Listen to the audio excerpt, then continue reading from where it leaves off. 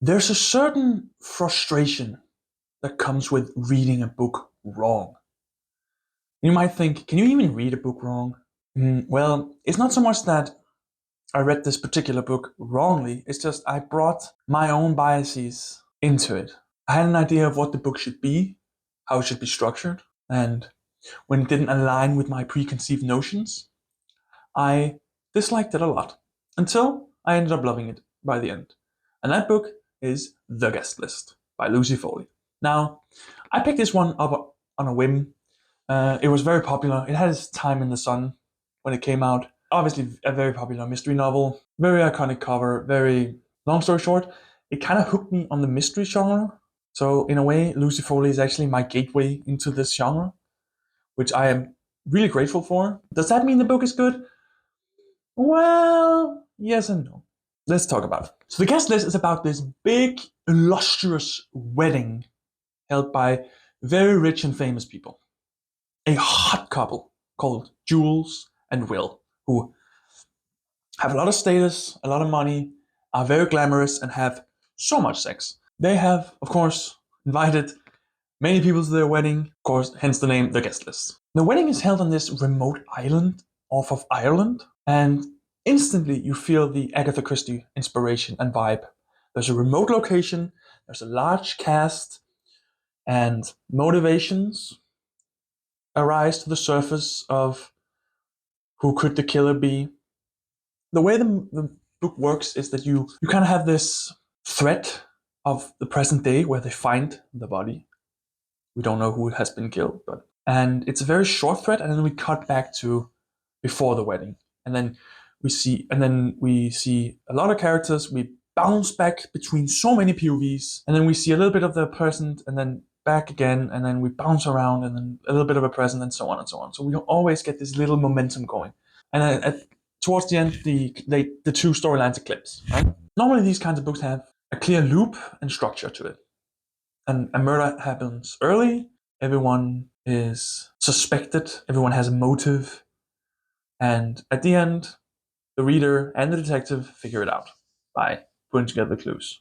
Well, that's usually the loop, but that's not exactly what's happening here. Lucy Foley kind of does something different with it. And she does it in most of her other mysteries, actually. That's what annoyed me a lot about the book. And again, it was totally on purpose and it was my mistake because I thought the book should be one way and it was indeed another. And I'm not going to spoil the book for you, but I am going to talk about the structure. And it's not going to, if anything, it might enhance your reading experience because you have your expectations set before you go in. But if you want to go completely clean and without knowing anything about the book, you can do so and stop the video here. But I do feel like the structure is very interesting, but also maddeningly annoying if you're not ready for it. So, the whole point is that we are indeed treated to a murder mystery. There's a lot of people on the guest list. There's a lot of people who could have done it, but what's mostly important here is I went so far in this book not knowing what would happen, not knowing who had died. That's the thing about Lucy Foley, right? Lucy Foley doesn't hide the killer; she also hides the victim. So you know there's been a murder. You know someone has. You know there's a victim, there's a murderer, there's an alibi, there's a reason, so on and so forth. But you don't know who has been killed. You find out in the end who is the murderer and who's the victim. She does this in the hunting party too. And while the hunting party is more streamlined, a little bit more tight, and I thought a little bit better, this book, The Guest List, is way more epic. It's more grandiose. It has a lot more characters. It feels wilder, so to speak. It has more of a kinetic energy to it, which is great. So my frustration was that I spent so much time in this book. I went to like 60, 70% of the book, and I was like, I still don't know who has even died. What is this kind of book? What is this murder mystery? Who writes books like this? What am I supposed to gauge from this?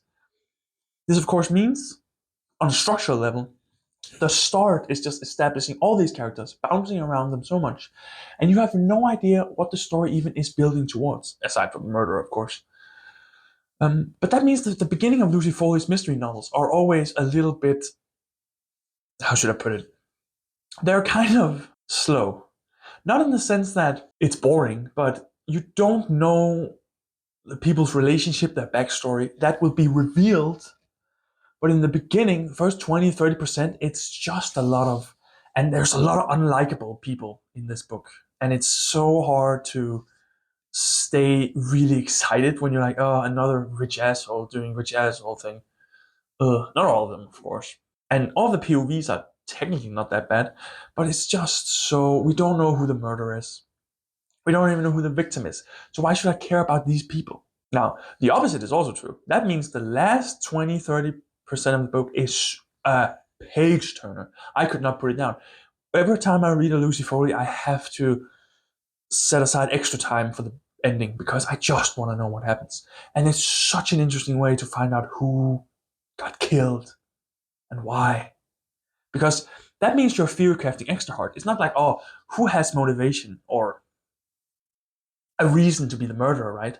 But who could be the victim too? So you can now kind of do twice the theory crafting. And that's very fun to do. Now, Lucy Foley is not what I would call a subtle writer. She kind of has a tendency to over-explain stuff. The emotional subtleties are explained and hammered out. You're told how people feel other than, feeling it, having nonverbal cues, such things. And again, there's no real focus point in the beginning because, yeah, there's the wedding, but it bounces around so many characters. And the chapters are relatively short, right? So we just bounce around before we go back to the present and are reminded, hey, by the way, there's a murder has happened. And we go back, and at one point you're like, I sure would like to see the murderer.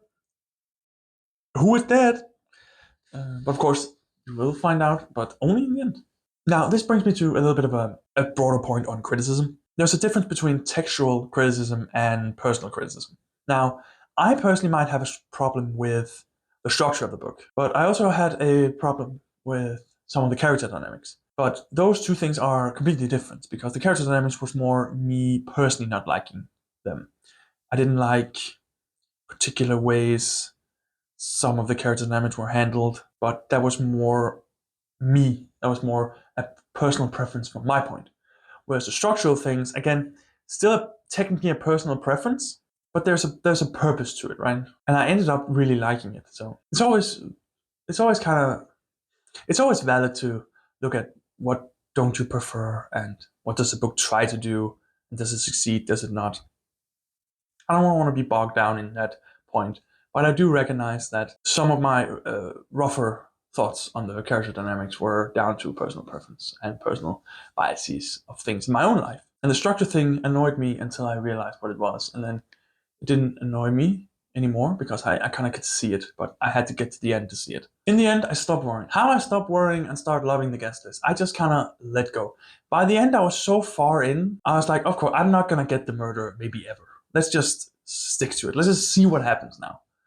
And then you kind of let go of your expectations and you just likes it. But it brings a broader point of what do you go into a story with? What do you go into genre fiction with? Because genres are defined by rules and norms. And if things depart too much from those norms, it can kind of hit readers the wrong way because they have a certain expectation. But are you, as the reader, not responsible for your expectations? Are you not supposed to read the text as it is and not as how you want it to be? I don't know. But I think that's something to keep in mind. As I said, the back half of the book is really strong. There's so many secrets being revealed, so many hidden motivations, secrets coming to the forefront, affairs. It's juicy. It's just really exciting. It's an exciting read. Um, but again, the start is a little bit hard to get through if you don't know what to expect. But the last stretch is really solid, and it often is in her stories. There's a lot of social architecture just crumbling down as we speak. Oh, it's great. Again, while I was reading it, I did, of course, theorycraft. Who could the murderer be? Who could the victim be? And I did manage to figure it out relatively easy and relatively fast because, again, Lucy Foley is not really that subtle. And this brings me to a little bit of a point in murder mystery. You shouldn't make it too difficult. Like it's impossible to figure out who the murderer is. You should also not make it too hard, so you end up with a impossible challenge. Like it couldn't possibly be this guy because he had to be teleporting from crime scene to where he was, right? It's not really a problem. I don't really read mystery to kind of figure it out beforehand. I'm just there for the vibe, right? I'm just there for the story. But it does feel a little bit not superficial is a hard word to use, and I don't mean it in a negative way. It is more popcorn, fun, fast kind of book, and not deep, thoughtful book. And again, it's the mystery book, right? So maybe it shouldn't. Maybe mystery books are inherently like if it were too deep, it would be too difficult to understand. I'm not really sure, but this one definitely feels like a fast ride, an exciting ride. Short chapters, a lot of momentum, real forward momentum by the end, and just an all-time fun read, but not a particularly challenging or deep one. In the end, The Guest List is not a masterpiece of mystery fiction. It's not elegant. It's not really that subtle, but it is hella entertaining, and it moves fast, and it's just a fun time. I spent so much time ranting at this book, complaining, and then at the end, I kind of loved it. I have a real love-hate relationship, which has just turned into a love-love relationship. And I read more of Lucy Foley afterward, and now I'm hooked on the genre. So it kind of did something for me personally, and I thought it was a great entry. But I do think The Hunting Party is a better entry and more solid overall. It's more flatlining quality, whereas this one is more up and down, but the highs are a little higher and the lows are a little bit lower. That's just my thought. The book taught me to control my own expectations. It taught me to kind of analyze things I don't like in a particular work as maybe it's something in my own life that I'm not happy about. I'm seeing on the page portrayed in a certain way. And thus, it's more about my experience as a person, the life I've lived, and the book reflecting it either positively or badly at me. And is that part of the experience, or is that it's definitely part of my experience, but is that part of valid criticism? I don't know. I think context is important when we read books. Video's over now. Thanks for watching. I am gonna stick around and talk a little bit about the twists and why I feel like it actually doesn't work. This is, of course, major spoilers and should only be for people who have read the book. So if you have, please stick around. And if you have not, go and read it and then come back to this part. I think the problem with this book is that Will sits in too much. He's just involved in too many story threads. This is what we call overdetermination in narrative theory. What is called. I'm not part of anything. It is striking how every single character has this connection to Will on some part, and everyone kind of has a reason to kill him at the end. And actually breaks my suspension of disbelief because it's not just people he went to school with or past lovers. It's his wife's friend's wife also has a reason to kill him. Like that's just there's too many, there's too much. The wedding planner has a reason. Ethel. Um, there's too much. There's too many characters outside the scope of the story, so to speak, or scope of his own bubble that would have a reason to kill him. He just happens to be um, his wife to be's sister's former lover who treated her badly. He just happens to be the older man who bullied Hannah's sister into committing suicide. He happens to cheat Juno out of his TV gig, and so on and so forth. And because the structure is such that it's revealed very late, it becomes woefully unsatisfying because you have, as I said, I figured that out way before it happened. It kind of do feel like you've been told these things and not discovering them for yourself, if that makes sense. Because we're so limited to the POVs. So again, this kind of also takes a bit of a fun out of guessing because in theory it could really only be one person. And also Will doesn't really get a POV, so you can kind of guess he's probably going to be the murdered one. I don't know if this is also the point that you're not supposed to to guess it. It should be obvious in a way, and maybe the twist is who is the murderer. I do think there's a little bit of a it kind of does feel forced a little bit to me. It kind of does feel a little bit forced. Yeah, it's honestly, I don't know if I would say it's a great book, but it's definitely something. It's definitely very entertaining. All right, bye bye.